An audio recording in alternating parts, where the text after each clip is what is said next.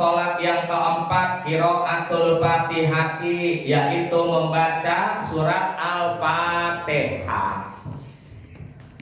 Qiraatul fatihati yaitu membaca surat Al-Fatihah. Membaca surat Al-Fatihah ini rukun, wajib dibaca oleh si imam, wajib dibaca oleh si makmum, dan wajib dibaca juga waktu kita sholat sendirian.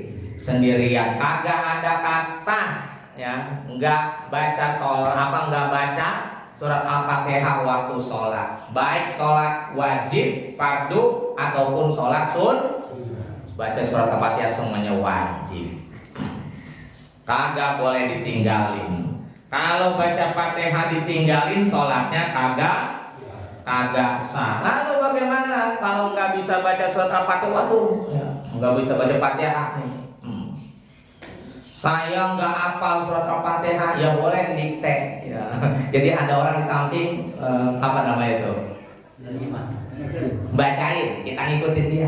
Bismillahirrahmanirrahim, Bismillahirrahmanirrahim, Alhamdulillahirabbil alamin. Kalau orang mau setiap sholat kita dibimbing begitu, boleh.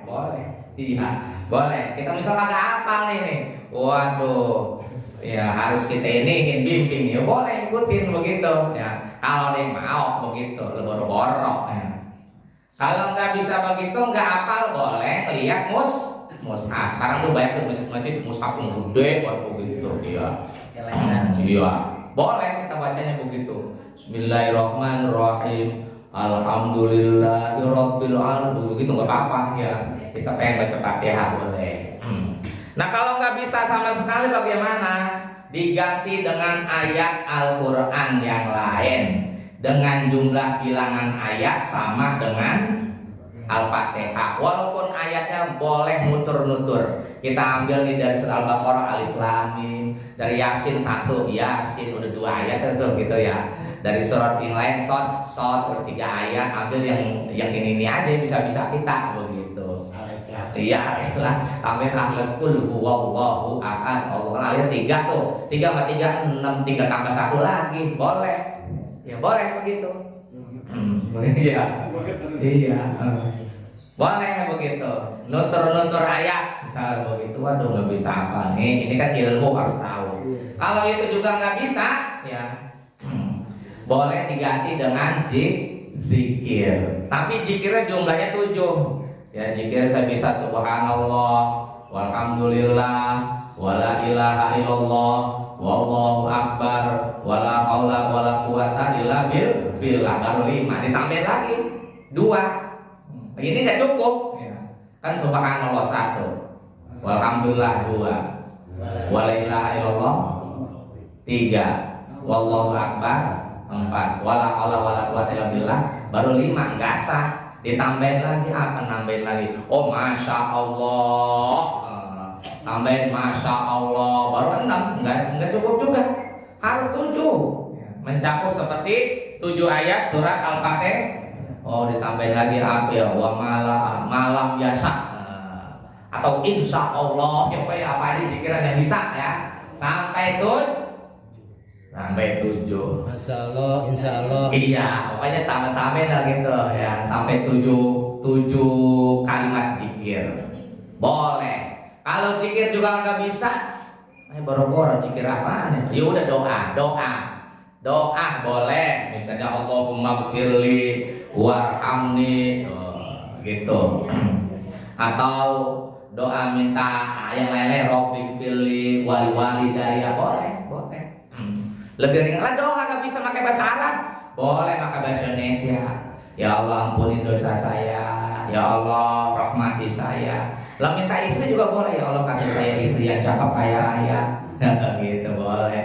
Ya pakai bahasa kita masing-masing. Lah kalau doanya pakai bahasa kita juga nggak bisa, ya udah diam aja diri. Seukuran baca surat Al-Fatihah, udah diam aja.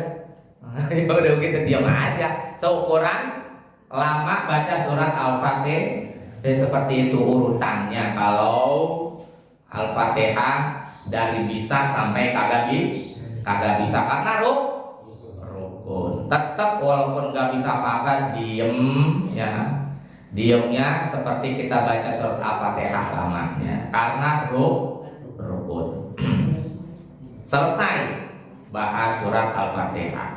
Kemudian al-khamisu, rukun salat yang kelima, ar-ruku.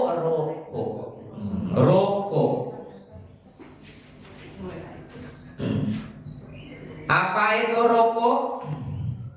Membungkukkan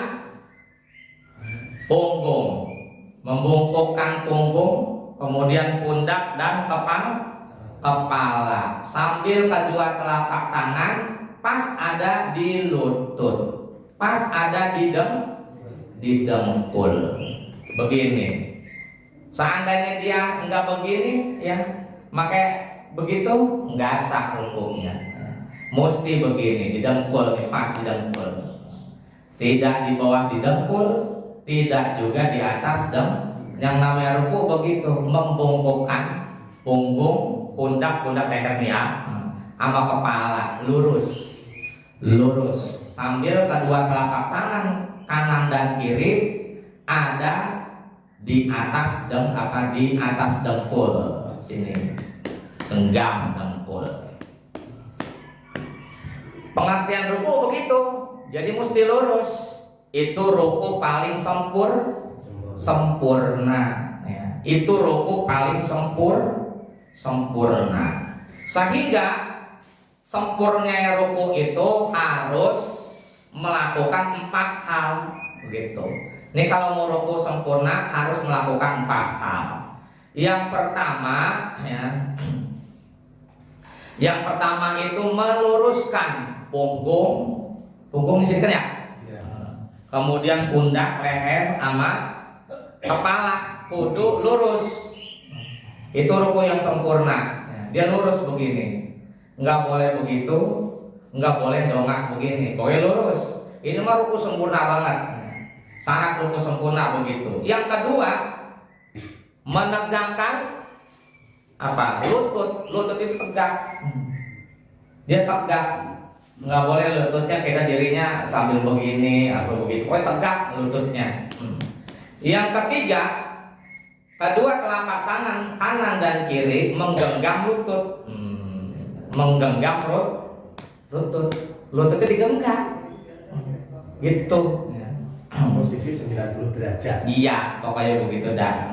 Dan yang keempat syarat ruku sempurna adalah jari-jari tangannya itu direnggangkan. Jadi ruku yang sempurna sebenarnya begini, tapi nggak semua orang bisa, termasuk saya juga nggak bisa. Ya. Ini di sini, ini harus begini, ini tegak, nggak boleh begini, boleh begini baik, ini sholat, gini tuh. Terus ini punggung, sama ini lurus, begitu. Nggak tahu saya juga bisa lurus, tapi yang itu ya begitu, seperti itu ya. Ini begini nih, nggak boleh begini, nggak boleh begini, dan ini renggang, jangan begini.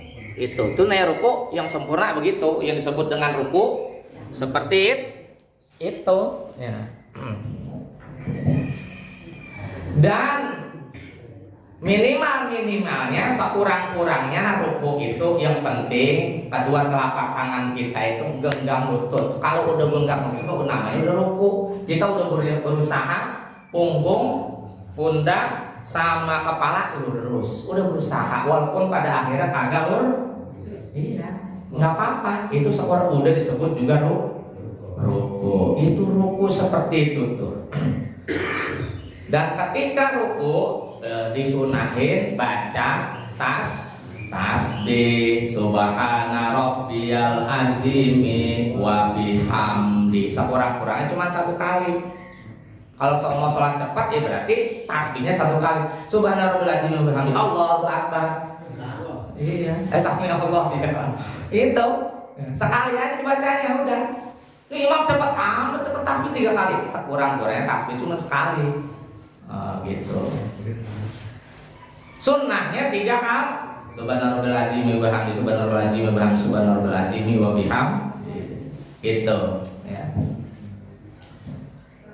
Dan makruh bacaan tasbihnya di mazhab Imam Syafi'i dikurangin. Kita cuma pakai subhana rabbiyal azim, subhana rabbil azim wa bihamdi nggak dipakai. Kata Imam Syafi'i makruh. Boleh sih boleh, tapi makruh, nggak sempurna tasbihnya. Gitu kan, ada yang sampai situ doang. Subhana rabbiyal azimi, subhana rabbiyal azimi ada situ. Nah kalau Imam Syafi'i yang sempurna, hadis yang sampai situ ada, hadis Nabi yang sampai subhana rabbiyal azimi bihamdi ada. Oh berarti ambil yang lengkapan, jangan yang kurang.